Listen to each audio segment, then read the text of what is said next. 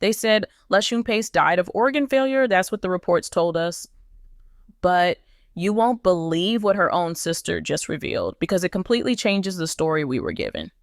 It wasn't just a death. It might have been a slow erasure. For years, LaShun gave her all to gospel music. Her voice could move people to tears. She ministered through pain, sang through heartbreak, and still got pushed into the shadows. Let me tell you, this wasn't just about sickness. This was about silence. And the more you dig, the more it starts to feel like someone wanted her voice gone.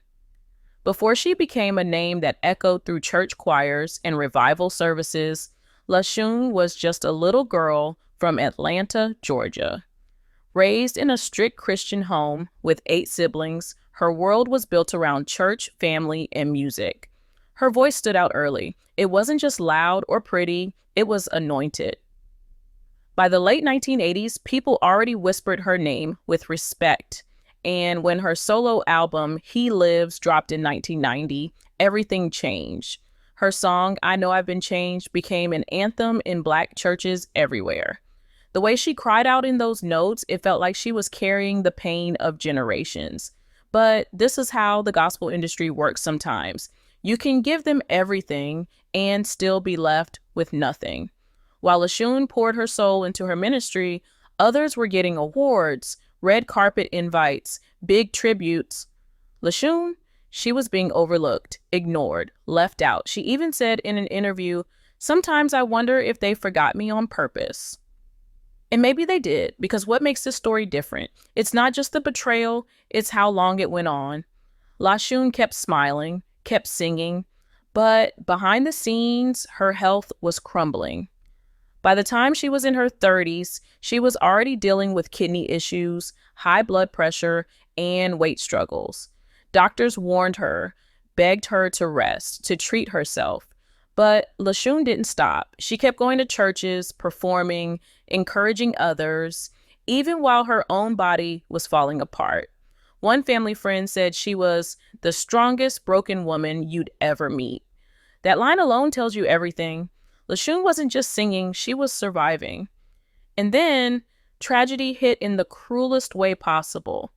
In 2001, her daughter Xenia, just 11 years old, died suddenly from an enlarged heart. No warning, no goodbye, just gone. LaShun said, "When Xenia died, I died too." Her baby was her world, her safe space, the only calm in the middle of all the noise and chaos. And when Xenia left, LaShun broke. That's not an exaggeration. She stopped smiling. She stopped hoping. Depression swept in like a storm. And this wasn't just sadness. It was grief so heavy, even prayer couldn't lift it. Her family saw the change. Fans noticed too. LaShun's once bright energy dimmed. Her health started failing faster. She gained more weight. Her kidneys weakened. The doctor's warnings became desperate. But guess what? The industry still didn't say a word. No major gospel leaders reached out. No big benefit concerts were held. No tribute albums, just silence. And this is where it gets interesting, because her sister believes that silence wasn't just ignorance, it was intentional. And here's where the story takes a darker turn, one that nobody saw coming. According to LaShun's sister, the silence that surrounded her wasn't just emotional, it was engineered. As LaShun's health declined, so did her access to people. Family members began noticing that phone calls were going unanswered. Her phone was off for long periods. When they tried to visit her, they were told she wasn't available. But who was filtering these messages? Who was controlling who could reach her? The craziest part, even close friends had to go through handlers just to speak to her, and many were turned away. But here's the shocking part. Her sister said LaShun had started speaking out in private about how certain gospel insiders were working to isolate her. She said people in the industry saw her as a problem because she wasn't afraid to speak her truth. She called out fake Christianity, shady business deals, and gospel artists who were more concerned about image than ministry. LaShun never played their game. She refused to kiss up, she wouldn't fake it, and that made her dangerous to people who built their platform on image, not authenticity. By early 2022, LaShun was in critical condition. Her kidney failure was severe. She needed a transplant. She was on dialysis, following strict diets, going to regular appointments, but even then, her story was barely mentioned in the media. Unlike other celebrities who get full-page features and GoFundMe campaigns, LaShun's battle was kept quiet. Her name didn't trend, her health updates didn't circulate. It was like the industry was waiting for her to disappear. In her last interviews, those few clips that surfaced online, you could see how fragile she had become. Her skin was pale, her face was swollen, and her once vibrant voice had grown soft, slow, and tired. But even then, LaShun didn't complain. She still thanked God, she still ministered. Even when her strength was gone, her spirit stayed. Destiny took an unexpected turn because instead of rallying around her, the very community she had served turned their backs. And then March 21st, 2022 arrived. The official report said she died of organ failure. Fans across social media mourned. But guess what? The industry barely blinked. Where were the tributes? Where were the televised specials, the church-wide vigils, the BET gospel honors? Some artists posted a quick photo with a few sad words, but there was no national memorial, no celebration of her legacy. It was like she had vanished. Quietly, deliberately. LaShun's sister said that's when she knew something wasn't right. In a recorded conversation that leaked online weeks later, she said, "It wasn't no accident. I said what I said. They stayed quiet because they didn't want the truth getting out." And what was that truth? That LaShun had started talking about being blackballed, talking about how she was being exploited, talking about the way gospel leaders used her voice but never lifted her up. And now her sister believes people around LaShun made sure her voice wouldn't rise again. Now, this is where the story becomes even more disturbing. Because if what LaShun's sister said was true, then the final months of her life weren't just lonely, they were controlled. According to family sources, LaShun became more and more distant, not because she wanted to be, but because she was being kept that way. People who used to talk to her weekly suddenly had no access. Her circle got smaller, tighter, and more restricted. Her sister claimed that even basic visits were being blocked by people managing her affairs. You won't believe how fast her world closed in. And here's what makes this even more chilling. Those same people who made it difficult for family to reach her were the ones making decisions about her care. LaShun was sick. She needed love, comfort, and truth. But her sister says she got filtered communication, spiritual manipulation, and possibly even withheld support. There are whispers, strong ones, that certain figures around her didn't do everything they could to save her. They watched her decline, they watched her struggle, and they let it happen. Not because they didn't care, but because they saw her as a threat. LaShun had already started calling things out in her own subtle ways. Back in a 2016 Facebook Live, she said, "I see what they're doing. I'm not crazy. They don't invite me because I'm not in their circle." That clip was shared by fans, but ignored by major platforms. People inside the industry dismissed her as bitter, emotional, or overly sensitive. But her sister now says she was telling the truth. LaShun wasn't being paranoid, she was being shut out deliberately because she refused to play their game. This is how the gospel industry silences people, not with loud attacks, but with quiet absence. LaShun wasn't canceled publicly. She was erased silently. No features, no invitations, no lifetime achievement awards. And after she died, that same silence continued. No major award shows mentioned her. No televised tributes aired.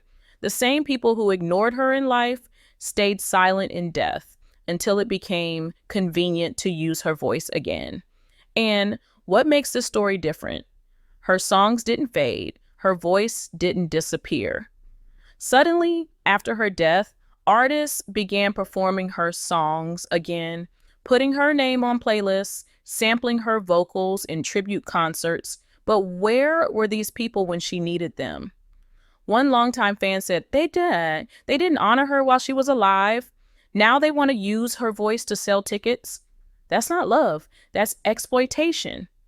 Her sister believes that was the final insult. The industry didn't want LaShun's truth to spread while she was breathing. But in death, they found a way to profit off her pain. They waited until she couldn't speak for herself. But here is the shocking part. Her sister now says there are unreleased journals, voice memos, and private notes where LaShun named names. Names of the very people who pushed her out, used her, and left her behind. And if those come out, this industry might never recover from the backlash. And now, here's the part that's hardest to accept. Because it reveals a painful truth, not just about LaShun Pace's life, but about the gospel world that surrounded her. Her sister's final words hit like thunder. They silenced her, not with threats, not with violence, but with absence, with erasure. And if you've been paying attention, it starts to make sense. LaShun wasn't ignored because she lacked talent. She was ignored because she wouldn't bow down. She refused to become part of a gospel culture that valued performance over purpose, image over anointing, and popularity over truth. For years, she stood on stages with tears in her eyes and heaven in her voice. She gave people healing through songs she barely had the strength to sing. Yet, even at her peak, she was left out of the very celebrations she helped build. No Grammy wins, no gospel music honors, no mainstream recognition. It was as if her presence made the industry uncomfortable because LaShun represented the kind of raw truth they couldn't market. But destiny took an unexpected turn. Because instead of being erased, her story is now being resurrected. Young gospel singers are rediscovering her catalog. Fans are demanding justice for her legacy. And most importantly, her sister is refusing to be quiet. She's making it clear the truth will not die quietly. She says more is coming, that private journals, voice messages, and possible recordings could expose everything. Names, conversations, decisions, all of it. And if that's true, then this story isn't just sad, it's dangerous for those who tried to bury her voice. This is where it gets interesting because the gospel industry, like many powerful spaces, knows how to protect its image. But it does so at the cost of authenticity. LaShun wasn't flashy, she wasn't politically connected, she didn't play the clicks, and she didn't chase fame. She just sang for God, for healing, for truth. And that made her a problem. Because in an industry built on filters and facades, LaShun was too real to be controlled. So now we're left with one question. Did they want her gone, or did they just not care enough to help her stay? Her sister's words suggest the former. And her fans, those who have loved her voice for decades, are starting to ask louder questions. Why didn't the industry fight for her while she was alive? Why was her death treated like a footnote? And why, after she passed, did they suddenly start using her music again? The answer may not come from a courtroom. It may never come from official investigations, but it's written in the patterns, in the silence, in the way LaShun was praised by the people, but forgotten by the power players. And that silence, that's louder than any tribute. But you won't believe how her story is still echoing. Because despite everything, despite the neglect, the grief, the rejection, LaShun Pace's voice is rising again. She is no longer just a gospel singer who passed away quietly. She is now a symbol of truth, resilience, and the cost of not conforming. And her legacy, it's not finished, not even close. If you believe LaShun's voice deserves to be heard, drop a comment. If you think the industry failed her, speak up. Because her story isn't just about gospel music. It's about every voice that's been silenced, erased, or ignored.